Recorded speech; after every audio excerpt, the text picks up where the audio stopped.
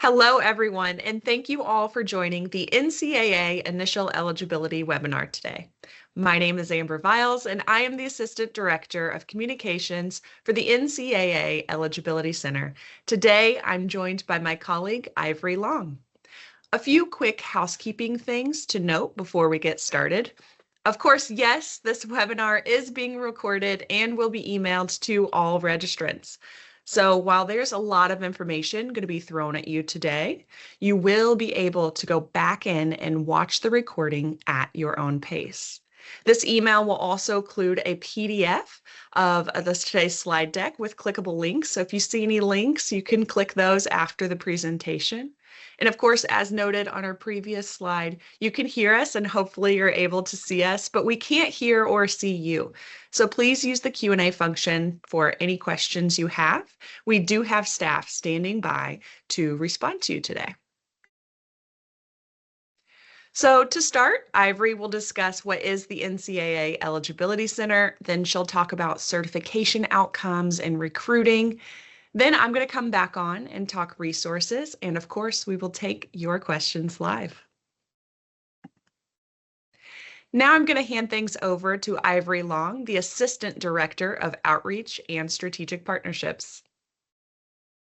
Thank you, Amber, and thank you all for joining us today and spending your afternoon with us. Again, my name is Ivory Long. I'm with the NCAA Eligibility Center, and today we are going to walk you through the steps and help you support your student athletes as they go through the NCAA initial eligibility process. So what is the NCAA? The NCAA, we are made up of 3 divisions, divisions 1, 2, and 3, and over 1,000 colleges and universities, and more than 500,000 student athletes over 24 sports. And so when you're meeting with your student athletes to help them decide what division they want to go to or what division fits them best, just remember that they do have options. And believe it or not, Division 3 is our largest division, but this slide gives you and your student athletes a visual of all the key aspects of our 3 divisions. We have 90 national championships and almost 54,000 student athletes who participate in those NCAA championships each year. And so this slide shows all of the sports that we offer for men and women. And so again, use this slide to help student athletes navigate, especially if they have questions on what sports do NCAA schools have.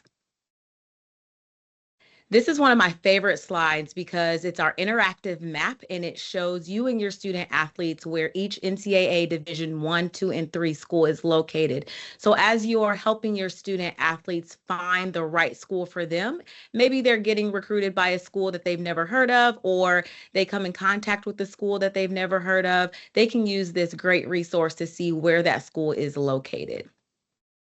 So one of your responsibilities is helping your student athletes choose an NCAA school. You may have student athletes come to you to say, I don't know what to look for, or I'm kind of confused. This slide will help you with some tools and tips to help them find the right fit for them. So looking at the school size, if the student athlete thrives better in a smaller classroom setting, maybe going to a larger university that has lecture halls of over 400, 500 students may not be the best fit for them.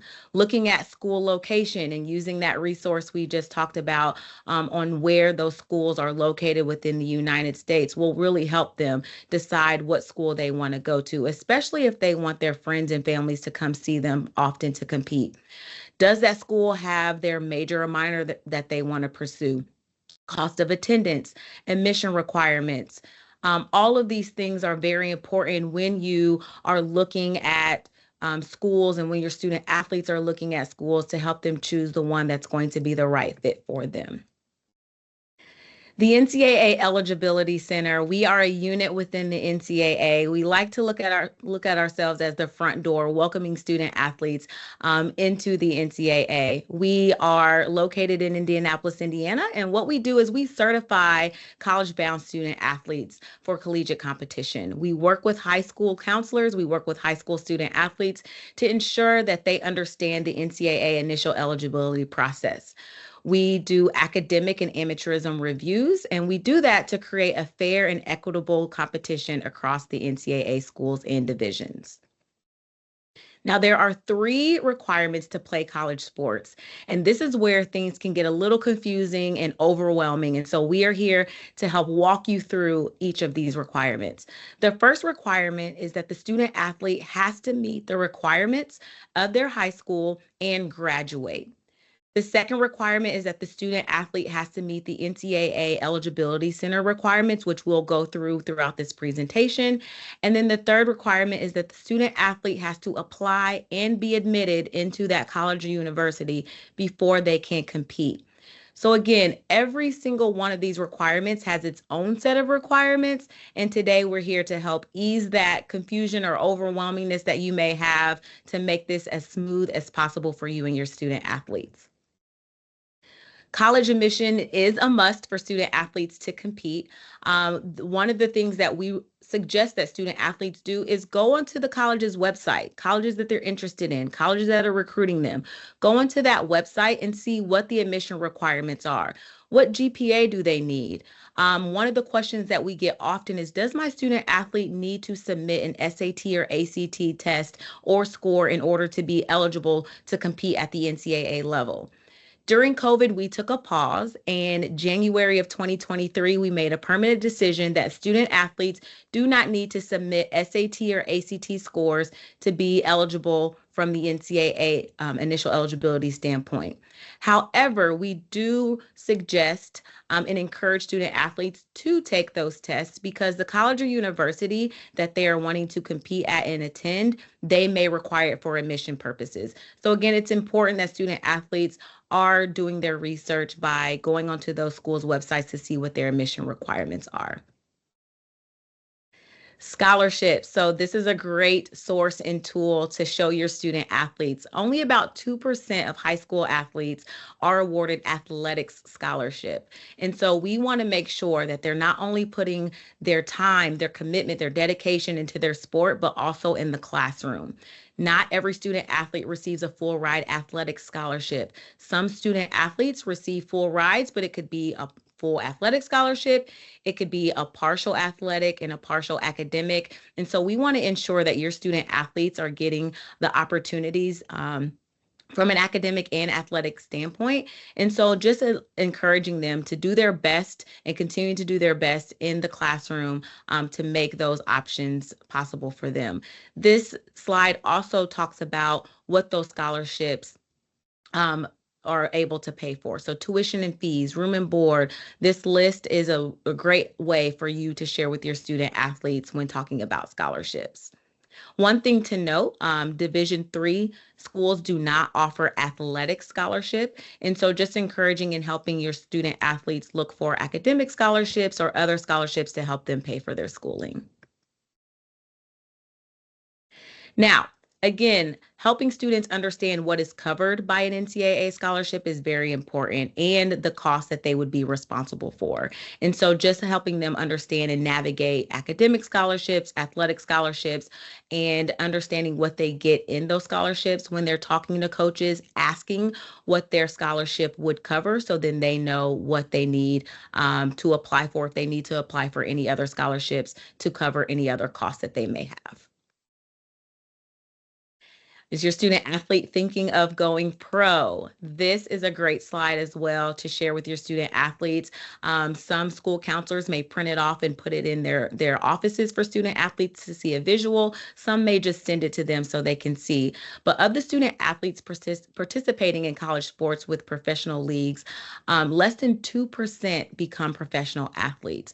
And so we want to make sure that student athletes are understanding, yes, you're there to compete in your sport and to get that opportunity, but you're also there to pursue a degree as well and set yourself up for life after athletics, whether that's after college or whether that is after a professional level. We want to make sure that student athletes are setting themselves up to be to have the best possible outcome for life after and to navigate life after their athletics career is over. This is a visual of the NCAA initial eligibility process. And so this, again, like Amber stated in the beginning of the webinar, when you get a copy of these, all of these links are clickable and you can access these resources. But this is a great visual to see what the NCAA initial eligibility process looks like and the steps along the way that you and your student athletes need to take. We'll talk about registration. We'll talk about what courses student athletes need to take, student athletes communicating to their school counselors to work with them to ensure they're taking the right courses, uploading their high school transcripts, all the way to applying for schools and then being admitted to that college or university and walking onto campus to pursue their athletic and academic goals. Now, one of the first requirements for the NCAA Eligibility Center is student athletes have to register. And this is our landing page on our website, eligibilitycenter.org. We typically encourage student athletes to register with us prior to 9th grade, so as early as 7th or 8th grade. And I know that seems early, but the earlier student athletes and their families know about this process, the easier it is for them as they're going through it, and the easier it is for you as school counselors and administrators to help navigate as well. We have 3 different account types that we will go over. We have our free profile page account, our academic and amateurism certification, and our amateurism only certification account. The first one is our free profile page account. Now, this is where we would like student athletes to start. Again, as early as 7th or 8th grade. If your student athlete is in 9th or 10th grade and they haven't registered, it's not too late. But this is where we would like for them to start. If they haven't been recruited by a college or university, or maybe they just don't know if they want to play or what division that they want to play in, this is a perfect place to start. It's free and it gives the student athlete their NCAA ID number, which is a unique 10-digit number for each student athlete. And this is the number that they will share with college coaches. Our next account type is our academic and amateurism certification account. Now, this is needed for student athletes who want to compete at an NCAA Division I or II school. Student athletes who want to go on a Division I official visit, they must be registered with this account type. Student athletes that want to sign an athletics aid, that want to receive an athletic scholarship from a Division I or Division II school, they will need to be registered with this account type. We do have a registration fee of $100 for domestic student athletes and $160 for international student athletes, but we do offer a fee waiver. If student athletes meet our criteria that are listed on the website and also at the bottom of this PowerPoint slide, you can click on that fee waiver link and see what the criteria is. If student athletes meet one of the criteria, what they would do is click that fee waiver box, communicate with you that they did register with the NCAA and they believe they are eligible for the fee waiver, and you would go in, you would approve it, and we would waive it on our end. And our last account type is our amateurism only certification account. So this is for international student athletes who are first year enrollees or transfers, and they want to go Division III. If you have a student athlete who has competed internationally or transferred from your school internationally and they want to go to a Division III school, this is the account type that they will need to have. If you have any domestic student athletes that want to go Division III, they do not have to register with the NCAA Eligibility Center. They will just work directly with that Division III college or university. There is a one-time registration fee of $70, and that fee waiver option is there for those student athletes as well.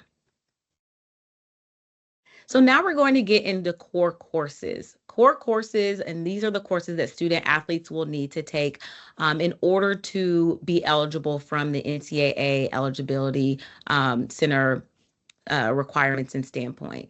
So a list of core courses are on this slide, and these core courses must meet the following requirements to be used in the student's academic certification. They must meet high school graduation requirements in one or more of these areas. They have to be on your high school's list of NCAA approved core courses. So if you are responsible for updating your core course list, just making sure that it is updated, we suggest that school counselors or those who are in charge of or responsible of updating the core course list, that they check it at least once a year just to make sure that everything is taken care of.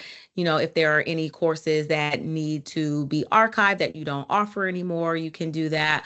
But just making sure that every year that you're checking that core course list to make sure that it is up to date, because your student athletes can access this document and this resource, especially if they want to be proactive to see what courses that they want to take.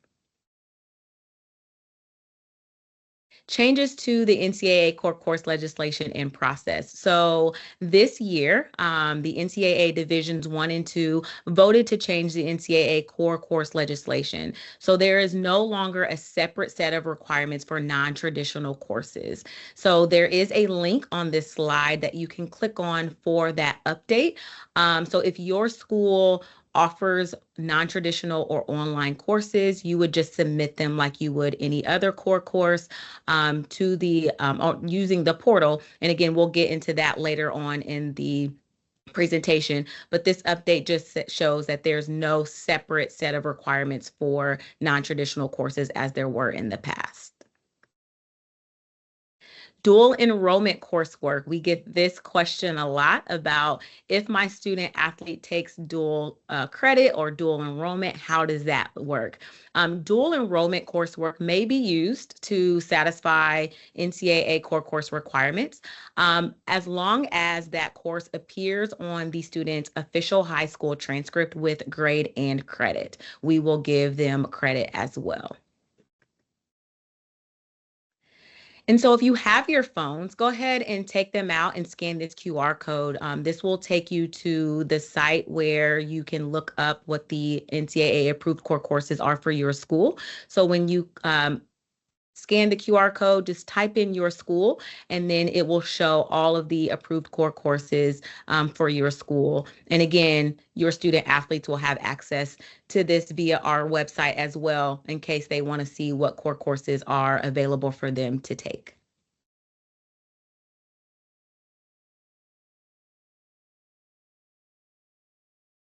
And this is a screenshot of what that looks like. So when you go onto the website, again, you're going to put in you type in your high school, and then it will show, as you see on the screen here, an example of what that would look like. So it will show the title of the course. Sometimes it may have the credits that your school offers for that course. And it will also tell you if it's an education impacting disability course or an EID course. Again, for those student athletes who may have a 504 plan or an IEP, they will be able to see what core courses that they can take when they're looking for courses to take along their process. This is an example schedule that we like to share for student athletes and for schools to see that, as long as student athletes are taking 4 core courses each year, they will easily meet that 16 core course requirement. Sometimes when we say you have to complete 16 core courses, we see eyeballs get really big and student athletes are like, what, that's a lot. But seeing this schedule can help ease their mind a little bit, showing that if you take at least 4 core courses every year, you will easily get to that 16 core course. And so again, this is a great resource that you can print off and hang in your offices, just so student athletes can see a visual of what is needed in order to be eligible from an academic standpoint. So managing core course lists, if that is your responsibility, this is one of the things that we really encourage schools, districts, whoever is responsible for keeping that core course list up to date, to just look over it and view it at least once a year to make sure that it is up to date. There is a tutorial that is linked to this website to help you walk through the steps of managing your core course list. This is from titles being submitted, if courses need to be archived, if you need to submit new courses, you can do all that through the high school portal. And then we have a great resource at the bottom of the slide. It's our high school review committee policies and procedures. So if you are thinking about submitting a new course, that resource will help you see what we look for when courses are submitted to make them, to deem them as a core course. On the high school portal, there is a My High School's NCAA Core Courses tab. You can view your school's account on this tab. You can look at grading scales. So again, if you do offer like AP courses, honors courses, IB courses, any weighted grading scale, we want to make sure that those are uploaded on your account as well, because that way, if student athletes take those courses, we'll be able to award them weight. So again, this tab will just allow you to view all of these different entities regarding your courses, your grading scales, and any other information regarding your school account. On the status of updates tab, you can check the status of your core courses that were submitted over the last 60 days. So courses that have been reviewed, any final decisions, you can always see those. If there's anything maybe that we need more information about, it'll show you if it's complete or incomplete or complete, sorry, through on that tab. So again, this tab just gives you that information. Again, if you submitted a core course, this is where you can see where the status of that submission is. You can also see add any new core course offerings. So if there are new core courses that your school or district wants to offer, this is the tab on your submit updates to my schools list tab. This is where you would do that. You can archive courses that are no longer offered. So if you had a course that you decided that you didn't want to offer anymore, you can go ahead and archive those courses. If you want to change the name of a core course, their title, you can go in and edit that on that tab as well. And then also, if you have any science courses that don't have labs, but you're going to add a lab to that course, you can go in and update on that tab as well. The Submit Pending Course Documents tab. This is where you can upload core course documents for review. Titles that are listed in the additional information required list. This is where you can submit core course documents for review if you believe the not approved reason code was misapplied. So this is where you can upload additional documentation to show that, I think that this core course or this course that was submitted is in fact a core course, and you can submit additional documentation on this tab. Division 1 and 2 worksheets. This is a helpful resource for you and your student athletes. Again, at the NCAA Eligibility Center, we only look at the student athlete's core GPA. And so this resource helps student athletes be able to determine what their core GPA is. This interactive worksheet you can access, and you can type in the course, you can type in the credits, you can type in their grade, and it will do the math for you and show you what their core course GPA is. So again, this tool is very helpful. You don't have to do it by hand anymore.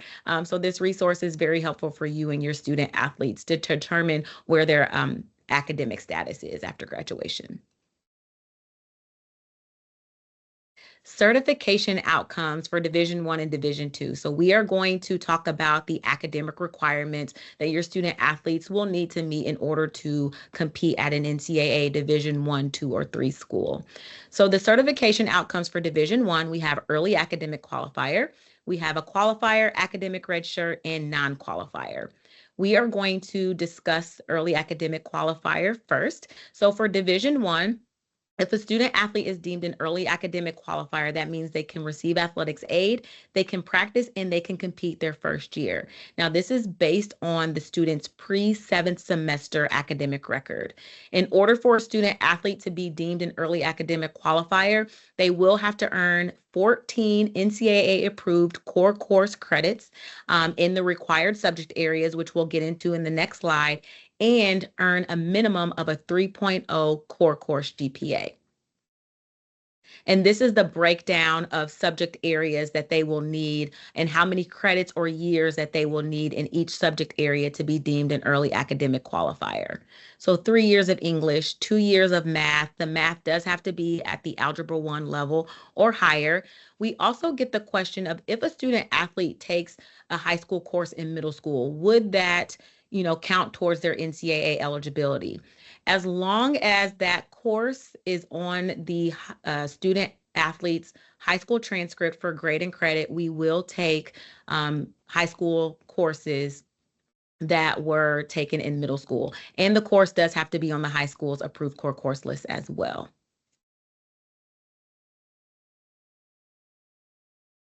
A Division I qualifier. So a Division I qualifier, again, that student athlete can receive athletics aid, practice, and compete their first year.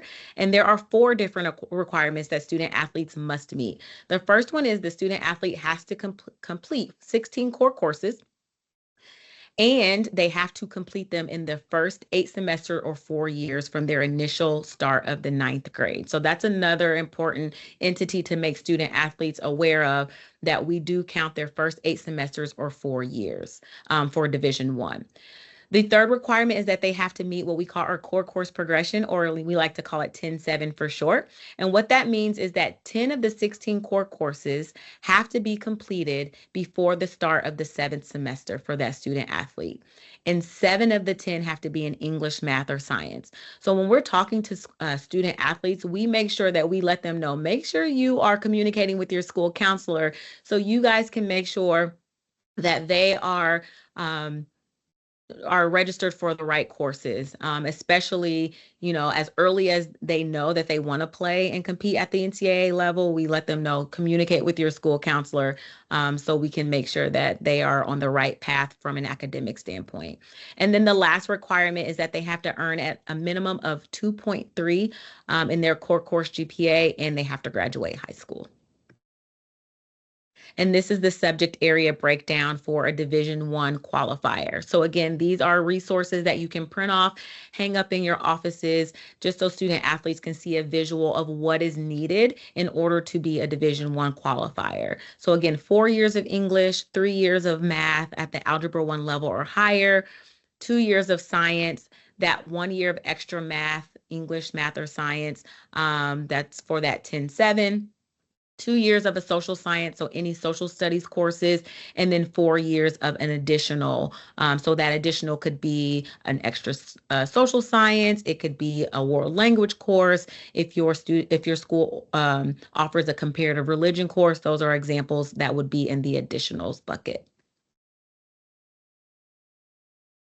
So again, this is just a visual and just a more in-depth explanation of the 10-7 requirement. So again, student athletes must complete 10 of their 16 core courses prior to their 7th semester, and 7 have to be in English, math, or science. So if you have student athletes who are juniors and maybe only have 8 core courses completed, they can use the summer of their junior year to take courses to meet that 10-7 or that 10 core course requirement before they start that 7th semester. Students with solely international academic credentials, including Canada, they are not required to meet this 10-7 requirement. Courses taken after high school. So for Division I, only the core courses completed in the first 8 semesters or 4 years. So the initial start of their 9th grade will be used in the student athlete's academic certification. So if a student athlete graduates on time with their graduating class, students may use up to 1 core course unit completed in the year after their graduation before they full-time enroll into that college or university. So that is an accommodation for student athletes, again, who graduate on time with their class. Division I academic redshirt. So in the event that the student athlete may not meet some of the requirements to be a qualifier, a student athlete may be an academic redshirt at the Division I level. What that means is the student athlete can receive athletic scholarship their first year. They can practice their first term, and they would still need to complete 16 core courses and have at least a 2.0 core GPA. Now, this is where the conversation with your student athletes can continue about the importance of their grades, and that once they graduate high school, it doesn't stop, because this just shows that how they do their first semester or first term determines if they can continue to practice that second semester or second term. So continuing just to encourage them to do as best as they can in the classroom, because college coaches do look at their academic performance as well. A Division I non-qualifier. This means that the student athlete is not eligible to receive athletic scholarship, practice, or compete their first year. But there are other options for student athletes, and so we encourage them to check in with the athletic compliance office at that NCAA school to see what their other options are. Now we're going to talk about Division II certification outcomes. And the first outcome of Division II is the early academic qualifier. So again, this is based on the student's pre-7th semester academic record. The student athlete can receive athletic scholarship, practice, and compete their first year. Just like similar to Division I, early academic qualifier, the student athlete still needs to complete 14 NCAA approved core courses and have a minimum of a 2.5 core GPA. And this is the subject area breakdown for a Division II early academic qualifier. There are a little bit of differences, but again, this is a great resource for student athletes to see visually on what they need in order to be an early academic qualifier.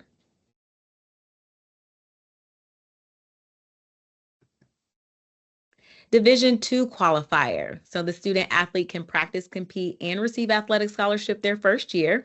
They have to complete 16 core courses. Notice there are some differences between the Division I and Division II qualifier. The 10-7 requirement is not a requirement to be a Division II qualifier, and the GPA is slightly lower at a 2.2 core GPA, and then the student would have to graduate high school in order to be a Division II qualifier. And this is the subject area breakdown for a Division II qualifier. Notice again, there are a little subtle changes. So for Division I, it required 4 years of English. For Division II, there are 3 years of English. So again, there are some subtle changes, but again, this is a great resource for student athletes to see visually on what they will need from an academic standpoint.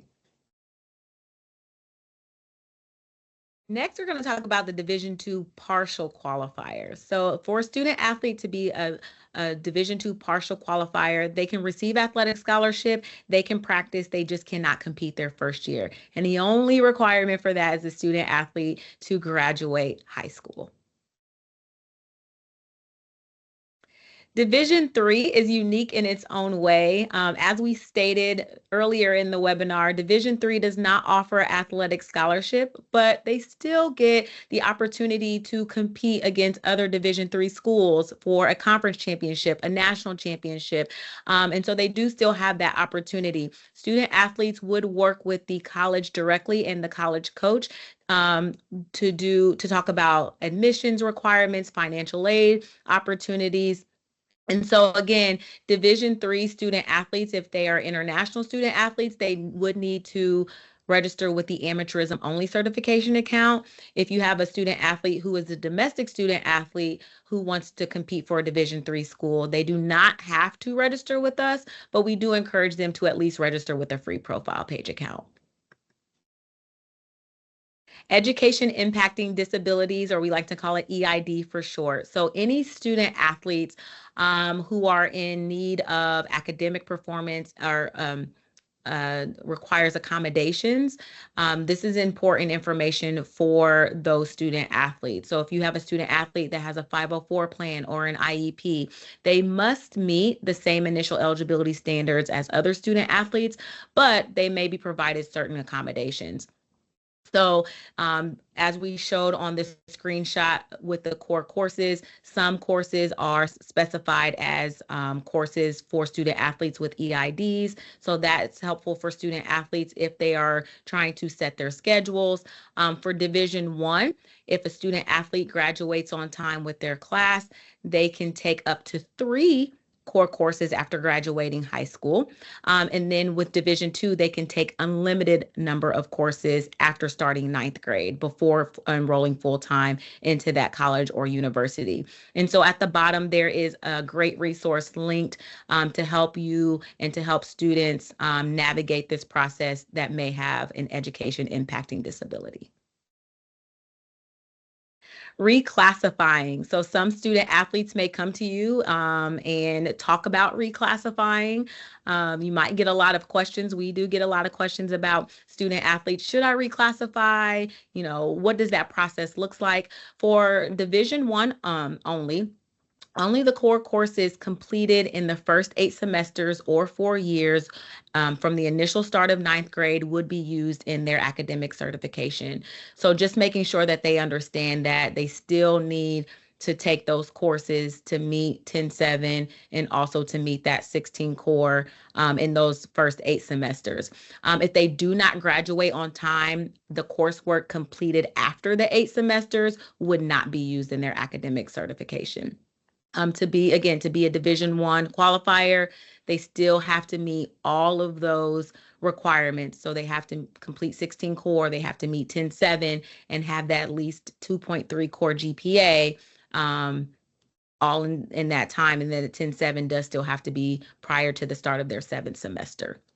Again, student athletes who are solely international student athletes, including Canada, are not required to meet the 10-7 requirement that we have. Delayed enrollment. So with delayed enrollment, after high school graduation, students have a grace period to continue competing before they initially enroll full-time into a 4 or 2-year college. So generally speaking, they have a year where they can continue to compete in organized sport after they graduate.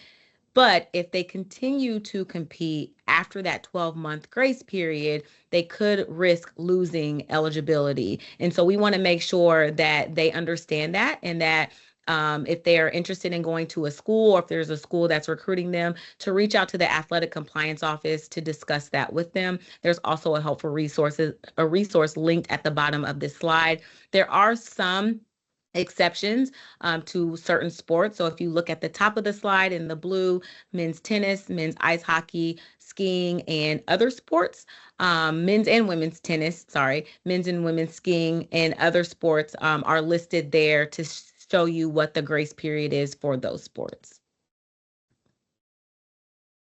Recruiting. So you may or may not get questions about recruiting, but we still want to equip you with the knowledge and the resources in case you do have student athletes that come to you with questions about recruiting. Some students may ask you, how do I know if I'm getting recruited? This slide gives you helpful tips and ways that your student athlete may be actively getting recruited. So if they're getting calls, texts, direct messages, on social media, emails, maybe this coach is coming to the school. Those are ways that the student athlete is getting recruited. However, we do like to point out that just because these things are happening does not mean that they're being offered an athletic scholarship. So we just want to make sure that that is understood, that if a college coach calls or if a college coach shows interest, it doesn't equate to them getting offered an athletic scholarship. Until the college coach says, hey, we want to offer you a scholarship and they sign, we just want to make sure that that is understood. Also, we get questions about verbal commitments versus signing.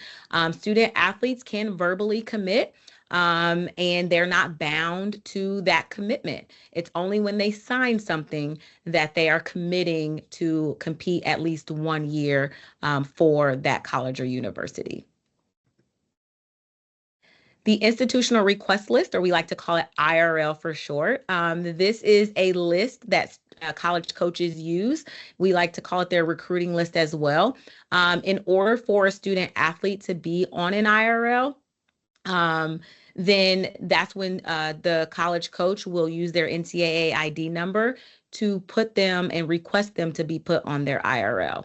Once a student athlete is placed on an IRL, then we will pull their account in line for review.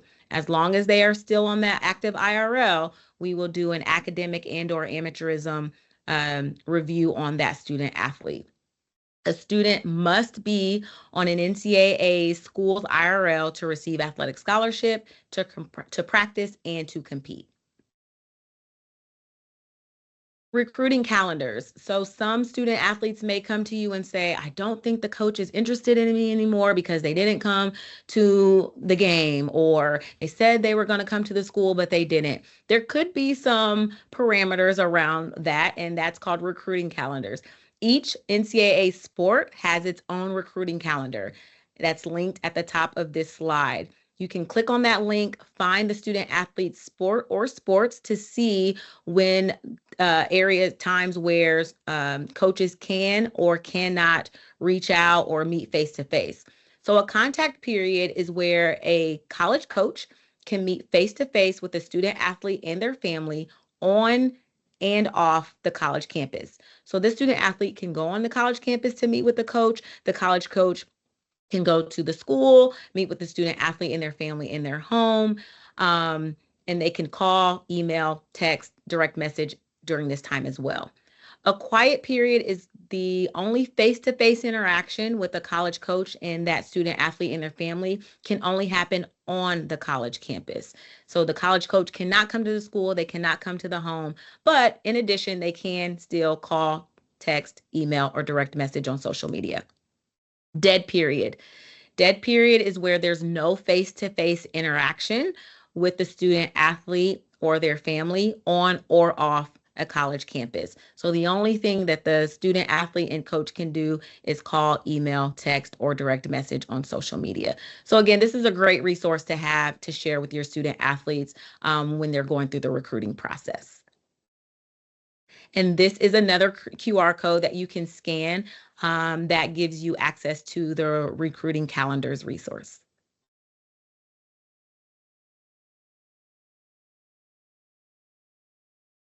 Official versus unofficial visits.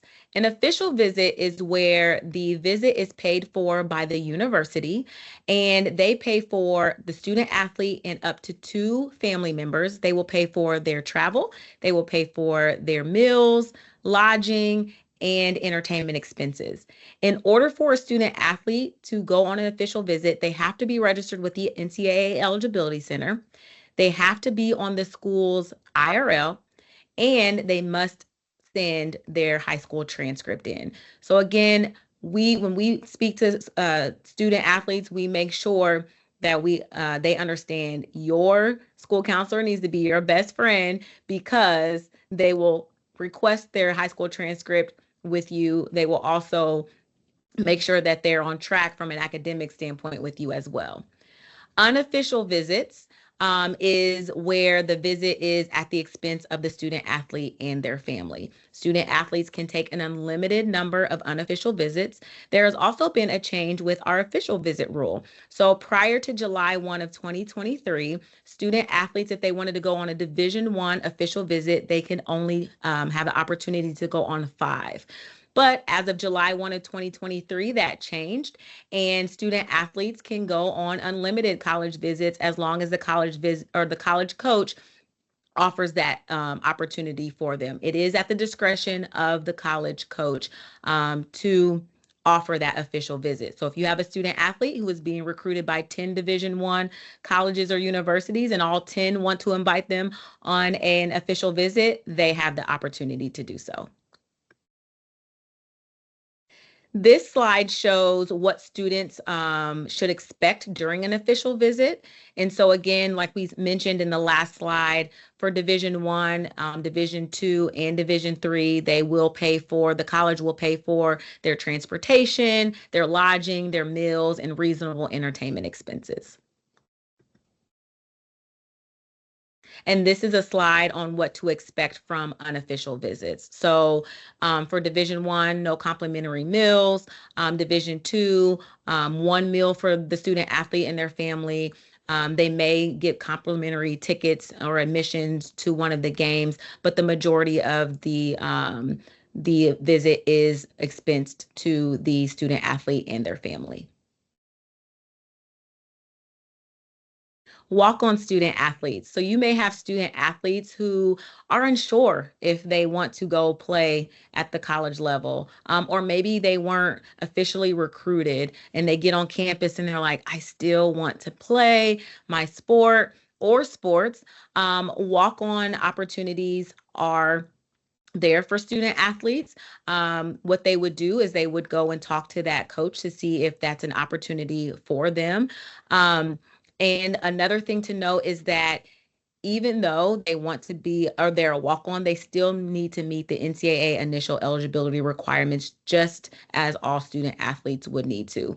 So that's another piece of information that we would love for you to help us communicate with your student athletes, that if they're thinking about being a walk-on student athlete, they still need to meet the initial eligibility requirements.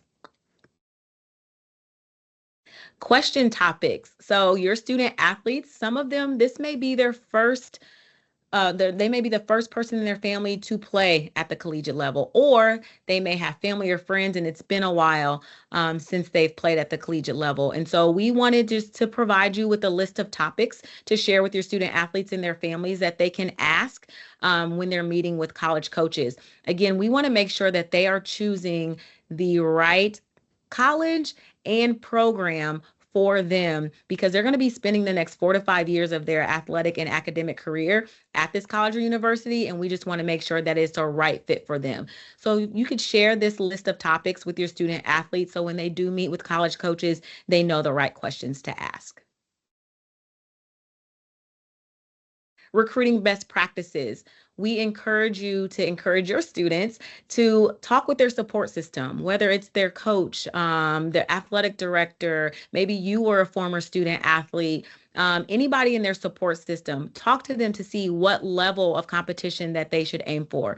I am a former high school teacher and a track and field coach, and what I do with my student athletes is I have them list their top 3 schools that they want to attend. I give them their personal bests in their events, and then we compare those with those schools or with the athletes that are attending the schools that they're wanting to go to, so they can see where they would stand or fit in that program. So if you have a student athlete who wants to compete right away and contribute to that team and getting, a conference championship or even a national championship, that they could see, my first year, I may not be able to, start at this school, but I have an opportunity at this school. And so just giving them a visual of a realistic picture of what that would look like. Also encouraging them to register with the Eligibility Center, even if they don't know what division they want to pursue, or even if they haven't started getting recruiting yet, they can register with that free profile page account and transition to a certification account at any time. Some other best practices is one of the main pieces that we love to talk to with student athletes is social media and how they conduct themselves, not only on the court or on the field or in the pool or on the track, but also outside of their sport as well. So how are they, college coaches are going to ask, how are they in the classroom? What does their social media look like? College coaches will look at social media. So just, student athletes making sure they understand if they have social media, using it for their benefit. Social media can be a great recruiting tool. In their bio, X is one of the main platforms where we see college coaches are more active.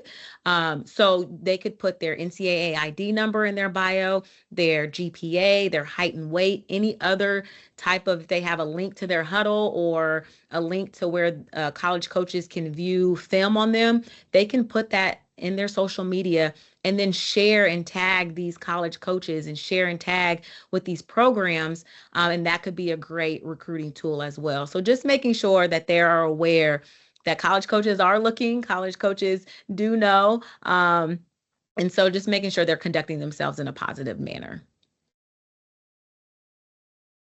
Name, image, and likeness. We get a lot of questions about these. This has been a hot topic for a few years now, but NCAA student athletes can benefit from name, image, and likeness. And so we have added and provided a few resources for you to share with your student athletes. Some states are offering NIL opportunities for high school student athletes. So you can contact your high school's athletic association to see if that is a benefit in your area. But I also would encourage student athletes to contact the athletic compliance office at the college or university that they're wanting to attend for more questions on name, image, and likeness. Athletics aid. There has been another recent change over just a few weeks now. So it used to be called National Letter of Intent. Now it's an athletics aid agreement. And so it's very similar process. Student athletes still will be able to sign, and you'll be able to still support and celebrate your student athletes for accepting and signing their athletics aid agreement with the college or university. It is a voluntary process, but just we want schools and student athletes to know that when they sign an athletics aid agreement, making sure that they're going over it and looking through it, because it could be different from school to school and even sport to sport. And so just making sure that they are looking through that before they sign. Once they sign, they are committing to compete for that college or university for at least 1 year, and they cannot sign multiple athletics aid agreements. And so again, they would have to get a release from that school in order to talk to another school. So just letting student athletes know every student athlete's recruiting process is different and will look different. And so if they are a junior or a senior and they're just now starting to look at athletics aid agreements or just starting to get that recruiting process going, it is okay, because everybody's is going to be different. I was a late signee. And so just letting them know that it's okay to look at your options and to make the best determination and fit for you and your athletic and academic goals. The high school portal for primary and secondary contact. So you may be the primary and secondary contact for the NCAA. And so we want to make sure that you are equipped with the tools on how to navigate the high school portal. So if you are a new contact at your school, or if you know somebody that is not there anymore and there's somebody going to be appointed as a new contact, you can use our high school contacts change form, or if you have the login information to the high school portal, you can go in and update the person's name and email. That way on our end, when we are reaching out to schools with information and updates and just links or anything with the NCAA initial eligibility process, that we are sending it to the right people that can get the information to their student athletes. You can also manage your school's core course list here, submit fee waivers, and upload high school transcripts. One of the things that you may get in the high school portal are tasks. And if you look under the tasks tab, you may be routinely assigned tasks. So it could be, uploading high school transcripts for student athletes, anything that may help us with the certification process. We would assign tasks, and under the tasks tab is where you would see those tasks assigned to your school or district. Student reports. So this is where you would view all of your registered college-bound student athletes who have indicated that they go to your school or attend your school. This is where you can upload high school transcripts. And typically, when you upload high school transcripts via the portal, it may take around 30 minutes for us to see it on our end and on your end. That is the quickest way to receive those high school transcripts, is uploading them through the portal. But this is where you would do it under the student details tab. Submitting fee waivers. So if you have never submitted a fee waiver or you need to do that process, we do have a tutorial here that walks you through the steps. Student athletes will indicate if they meet the criteria of a fee waiver. They will indicate that by selecting the fee waiver box. And then again, you would log into the portal, type in the student athlete's name, and then you would be able to approve that fee waiver in the portal as well. Student reports, this is what it would look like under the fee waivers reports tab. Again, you can also view previously submitted fee waivers under this tab. And now I'm going to hand it back over to Amber, and she's going to go over some resources. Thank you so much, Ivory. How's everyone doing? I know that is a lot of information, but just know if you registered for this webinar, you will again be getting an email with a link to this recording and also a PDF so that you can go through and click all of these links. So if you haven't yet registered, or if you're unsure, or if you just got here somehow, I'll throw that link in the chat so that you can make sure that you're registering for this webinar and getting the materials after we're all done today.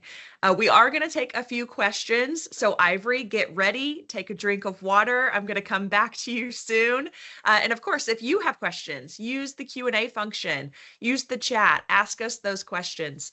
If we don't get to your questions live on air, we do have customer service standing by to answer your questions via chat. So resources, let's chat about those for a second here.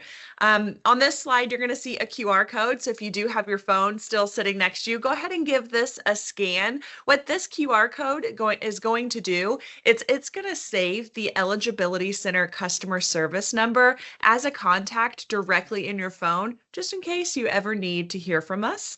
And then on the right-hand side here, you see we have our most comprehensive resource for high school counselors, or those primary and secondary contacts that Ivory was talking about, the Guide for High School Counselors. We also have a link to our high school newsletter. So if you don't get our high school newsletter, make sure you subscribe. This is a monthly send, so not too often. And it goes directly to your inbox. So you're getting the information directly from the source in a timely manner. And then the last resource that I'll mention on this slide is, of course, the Guide for the College-Bound Student Athlete. This is the be-all for high school athletes, for students that are coming into your office. I know I use this guide quite often on social media when we get DMs from students. Typically, the answer to their questions are in this guide.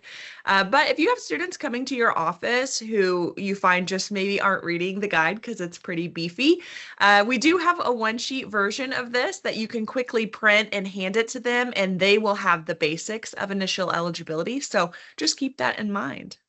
Now let's take some questions. First question here, Ivory, am I able to upload a transcript for a different high school? That's a great question, and we get that question a lot. So yes, you can upload a transcript for a different high school. All we do ask is that if you do, you contact our customer service number, just so that we can recode the transcript, because when you upload it, it will code as your high school. And so just give us a call and we will recode it to their previous high school. Coming soon, you will be able to indicate whether the transcript belongs to another school. Next question, Ivory, how do I change the email or contact associated with my school's Eligibility Center account? Yeah, we get this question a lot as well. So if you know your email address and password to the account, you can just log on at eligibilitycenter.org and you can change and update that the contact information to the new person's contact information. If the person who had access to the account is no longer there and you don't have any idea what the password is or the username, then you can give our customer service number a call, which will be listed on the next slide, or you can fill out our high school contacts change form. Thank you. Another question, is the early academic qualifier status just for a student who graduates high school early? Oh, that's a great question. Early academic qualifier is based on coursework completed in the first 3 years or 6 semesters of high school, so years 9 through 11. Graduating early is not a requirement to become an early academic qualifier. Thank you. And I know we're coming up on time. I want to be respectful of everyone's time. So we'll take 3 more questions. And this next one I can take. Will you make this available to give us to our district's counselors? If so, when? Short answer, yes, of course. In the coming days, the recording and a PDF of this webinar will be sent out to everyone who registered. So again, if you haven't got the chance to register, we'll throw that link in the chat so that you can do that before the end of the day today. And then, of course, this video will be posted on our YouTube channel, posted on the high school portal, and posted in the next high school newsletter as well. And if you would like to give us a follow on social media, here's our plug for all of our accounts. Again, I highlighted the YouTube because it's our newest channel that we have. Of course, if you have students coming to you confused about which account type they need or how to request final amateurism certification, feel free, use our resources. Just send them the link to the YouTube video that'll walk them through it. They're very short, about 2 minutes or under for each video, and it will walk them through those processes. So 2 more questions here, Ivory. This one says, will you be holding a webinar for international students? Yes, we will be. Our international webinar will be on November 21st at 9:30 a.m. Eastern Standard Time. And just again, all of our webinars are recorded and are available through our high school portal.